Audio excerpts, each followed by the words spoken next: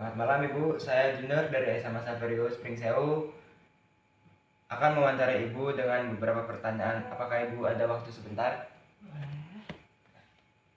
Saya di sini akan mewawancarai Ibu tentang ketimpangan pendidikan di wilayah sekitar tempat Ibu.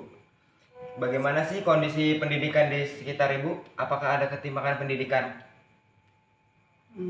Kalau menurut saya ketimpangan pendidikan ada, tapi kalau tentang keadaan pendidikan di sekitar saya itu baik, tapi memang masih ada ketimpangan. Coba sih Ibu tolong ceritakan sedikit tentang ketimpangan pendidikan yang ada di sekitar wilayah Ibu. Oke, kalau yang saya amati ya ketimpangannya itu tentang lulusan akademisnya. Saya lihat itu tidak rata ya, ada yang lulusannya SD, ada lulusan SMP, terus ada yang SMA.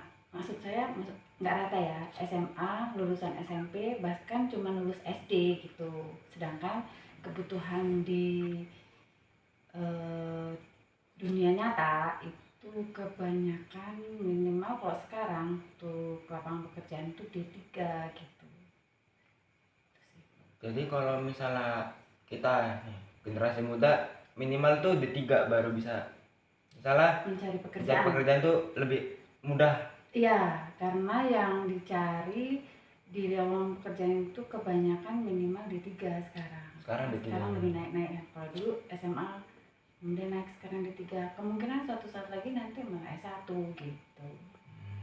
Jadi nanti seringnya waktu tuh bakal bertambah terus Nah, tingkatannya. menurut pengalaman saya sih seperti itu. Apa ketimpangan di daerah ini bisa terjadi sih Bu? Dan apa dampak-dampaknya bagi masyarakat sekitar? Penyebabnya ya, Ya. faktor-faktor kenapa ketimpangan. Mungkin faktor ekonomi atau juga faktor dari lingkungan kalau menurut saya sih gitu. Jadi diri kita nih terbentuk juga bisa dari lingkungan juga ya Bu? Ya, lingkungan itu sangat mempengaruhi, terutama untuk pola pikir untuk mau belajar, mau sekolah itu menurut saya sih. Dan dampak-dampaknya itu apa aja ya Bu? Dari itu tadi ya dampaknya, kalau yang pada umumnya terjadi kalau kita tidak, artinya secara akademis tidak sesuai dengan yang dibutuhkan, itu masyarakat kesulitan untuk mencari lapangan pekerjaan. Karena biasanya kan perusahaan-perusahaan mencari lulusan-lulusan yang saya bilang tadi minimal D3 gitu.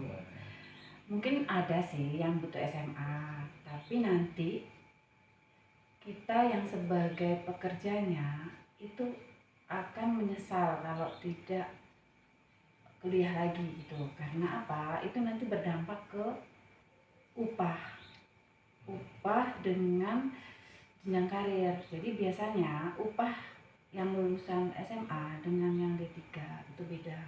Berbeda ya Bu? Berbeda di dunia nyata kerjaan. Tuh, itu dampak yang pertama. Yang kedua, pola pikir. Pola pikir manusia itu sendiri, maksudnya individu yang itu sendiri yang tidak mengenyam pendidikan ya, artinya dia tidak lulus gitu ya, itu bukannya menghina yang di bawah ya, dia kurang gitu, biasanya pola pikirnya kurang maju, itu aja sih. Jadi mereka kayak berpikirnya pendidikan tuh nggak terlalu bagi mereka, yang penting mereka kerja keras buat nyari biar bisa hidup gitu. Ya, jadi pola pikir maju itu bisa jadi tentang menghadapi orang, tentang menyelesaikan masalah, banyak sih itu dampaknya. Nah, ini soalan terakhir Bu. Bagaimana sih cara mengatasi ketimpangan yang ada di wilayah-wilayah sekitar Ibu tinggal ini? Oke, kalau mungkin ketimpangan ketimpangan itu bisa diatasi dengan bantuan dari pemerintah. Sebenarnya pemerintah sudah memberi program sih, kayak pendidikan murah itu dengan paket A, paket C, universitas terbuka itu untuk masyarakat yang ekonominya menengah ke bawah. Sudah lakukan oleh pemerintah untuk membantu masyarakat yang ekonominya kurang, karena pendidikan ini kan mahal. Makanya kenapa tadi saya bilang faktor ekonomi, karena masyarakat kalau ekonominya kurang untuk hidup aja susah, apalagi untuk sekolah istilahnya gitu ya. Sebenarnya pemerintah sudah membuat program paket-paket itu supaya biayanya murah. Sebenarnya juga harusnya pemerintah juga memikirkan tentang biaya sekolah yang semakin lama semakin mahal sekarang ini. Gitu kan, kita sendiri sudah merasakan ya, apalagi yang di swasta tuh biaya tentang sekolah itu. Mungkin itu aja sih kalau yang dari pemerintah, untuk masyarakat yang supaya tidak takut duluan tentang biaya sekolah gitu kan. Yang kedua,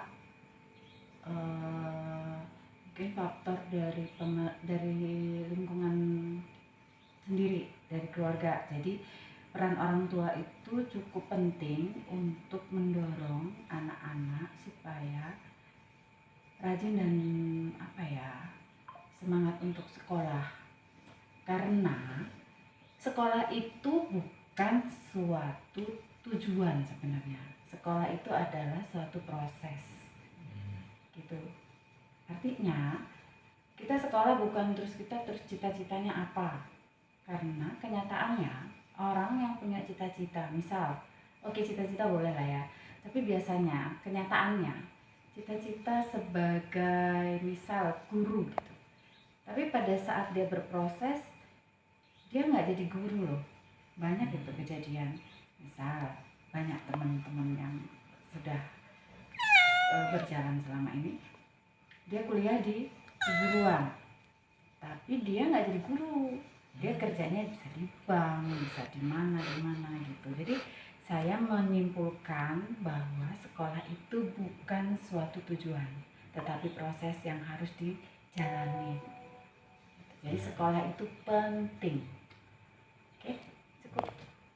Oke, baik Bu, terima kasih atas waktunya. Semoga wawancara ini bisa bermanfaat bagi orang-orang yang nonton video ini. Dadah. Oke, terima kasih. Selamat malam.